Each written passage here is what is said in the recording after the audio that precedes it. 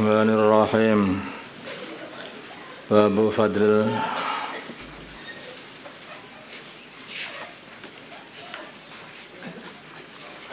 aitqi.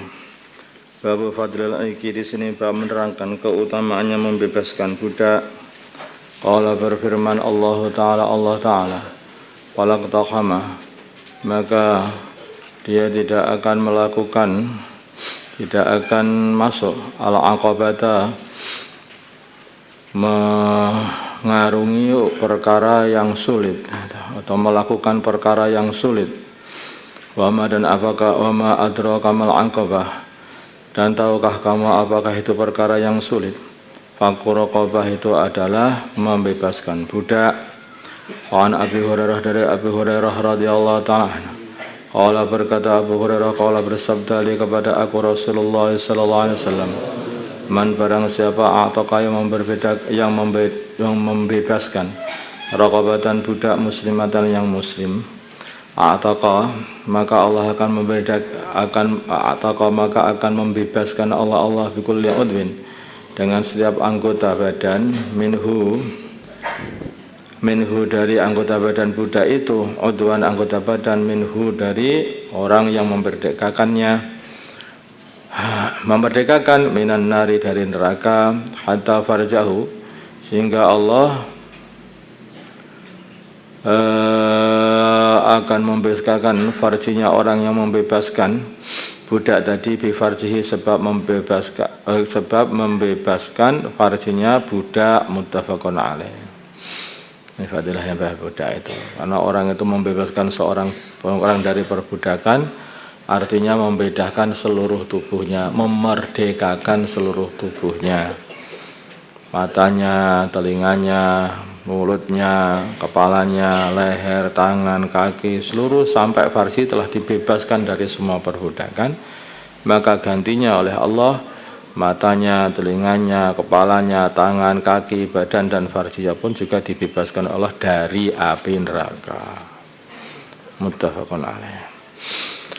Wa Nabi Dzarrin, tapi dikatakan ini itu adalah al-aqabah, yaitu perkara yang sulit orang itu. Maksudnya berat hati untuk bisa mau melepaskan budaknya itu. Jangan budak yang paling bagus, yang paling banyak pahalanya untuk dimerdekakan adalah yang paling mahal. Wa Nabi Dzarrin, dari Abu Dzar radhiyallahu ta'ala anhu, qala berkata Abu Dzar, qultu aku berkata ya Rasulullah, wahai Rasulullah sallallahu alaihi wasallam, ayyul a'mali afdal, amalan apa yang paling utama? Qala bersabda baginda Nabi, al-imanu billah, amal yang paling utama adalah iman kepada Allah, wal jihadu fi sabilillah, dan memperjuangkan agama, jihad di dalam jalannya Allah Subhanahu wa taala. Qala berkata Abu Dzar, qultu aku berkata kepada Nabi, ayyur riqabi afdal, budak yang mana yang paling utama untuk dimerdekakan? Qala bersabda baginda Nabi, angfasuha, budak yang paling utama untuk dimerdekakan adalah yang paling bernilai inda ahliha, di sisi yang punya, wa angsaruha, dan yang paling banyaknya budak samanan harganya, muttafaqun alaih, yang paling mahal.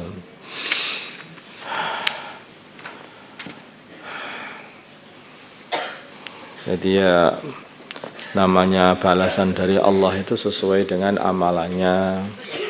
Kalau amalannya itu memerdekakan seorang dari perbudakan, ya maka balasannya dimerdekakan dari api neraka juga.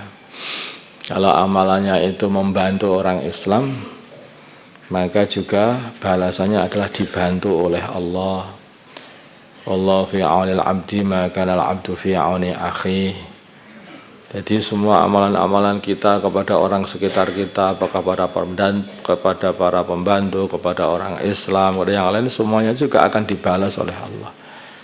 Kita baik sama orang Islam, maka Allah baik sama kita. Kita cintai orang-orang Islam, saudara-saudara Islam kita, maka kita akan dicintai oleh Allah. Kalau kita ini membenci orang Islam, juga akan dibenci oleh Allah. Kalau kita ini memaki-maki orang Islam, maka sudah tidak dipandang lagi oleh Allah dengan pandangan sayang. Allah benci kepada kita. Wa idza tasabat ummati saqatat min ainillah. Jadi begitu, semakin benci. Kalau kita pengen disayang oleh Allah, sayangilah orang-orang yang disayangi Allah. Sayangilah orang-orang Islam, cintailah orang-orang Islam. Begitu caranya.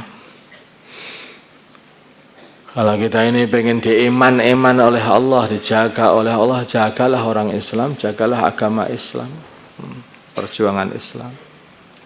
Kalau kita menghinakan orang Islam, juga akan dihinakan oleh Allah. Juga seperti itu. Maka jangan sekali-kali orang itu bermacam-macam dengan hamba-hamba Allah. Maka sampai wali-wali Allah itu bukan hanya orang, kepada hewan aja dianggap ini hewannya Allah. Kalau aku menyakiti, aku bisa disakiti Allah. Kalau aku menyayangi, aku akan disayangi Allah. Begitu. Hakikatnya kan juga begitu, semuanya hambanya Allah. Makanya sampai orang kafir pun juga begitu, itu hakikatnya juga hamba Allah. Orang-orang kafir pun.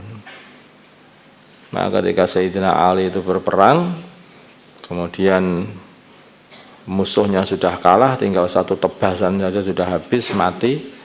Maka musuh ini malah meludahi Sayyidina Ali. Begitu diludahi, maka Sayyidina Ali enggak jadi membunuhnya.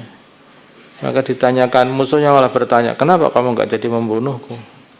Awalnya tadi aku merangi kamu karena Allah. Yang ini aku merangi kamu karena nafsuku, katanya. Pengen tak bunuh tapi karena nafsuku, karena kamu meludahi aku marah sih. Kalau yang awal itu aku karena Allah. Itu begitu. Artinya orang itu dalam peperang aja itu membunuh musuh itu pun kalau nggak diperintah oleh Allah ya nggak boleh gitu. Nggak boleh. Padahal itu orang kafir, tidak sembarangan juga. Kalau nggak diperintah Allah nggak boleh. Bahkan untuk menyembelih korban saja itu maka hendaknya juga menyembelih dengan baik juga. Pistolnya ditajamkan, ya, tidak boleh disembelih di depan temannya, teman kambingnya maksudnya. Nah, ada seperti itu. Jadi ada adab-adabnya dalam Islam itu. Islam ini agama yang penuh dengan kasih sayang, tapi bukan berarti itu mengharamkan perkara yang dihalalkan. Memang hewan-hewan ini diciptakan oleh Allah untuk dimakan manusia, gitu loh. Untuk dimakan manusia. Bukan berarti kalau terus mengharamkan perkara yang dihalalkan Allah. Seperti sebagian orang itu malah tidak mau makan hewan karena dianggap haram. Sebagian orang Hindu katanya seperti itu. Ya, itu juga enggak benar juga. Ya halal, tapi bukan berarti semua orang suruh makan daging juga enggak. Itu pun kalaupun menyembelih harus dengan adab. Tidak seperti orang Tibet itu disiksa habis-habisan hewan itu sampai beribu-ribu kerbau dibunuh yang seperti itu namanya tidak beradab, tidak punya aturan. Itu padahal itu kerbau-kerbau itu punya Gusti Allah, punya siapa emangnya? Itu punya Allah. Maka harus dengan adab-adab, dengan cara-cara, dengan sopan santun juga, walaupun itu dengan hewan. Allahumma salli ala Sayyidina Muhammad wa ala Sayyidina Muhammad wa salli ala Sayyidina Ibrahim wa ala Sayyidina Ibrahim wa ala Sayyidina Muhammad. Allahumma arham wa Sayyidina Muhammad, Allahumma baligh wa Sayyidina Muhammad, Allahumma aslih wa Sayyidina Muhammad, alif baina qulubihim wa Sayyidina Muhammad. Allahumma ansur wa Sayyidina Muhammad, Allahumma asir sultanan nasira wa sallallahu ala Sayyidina Muhammadin nabiyil ummi wa ala alihi wa sallam. Ya salli wa sallim da'iman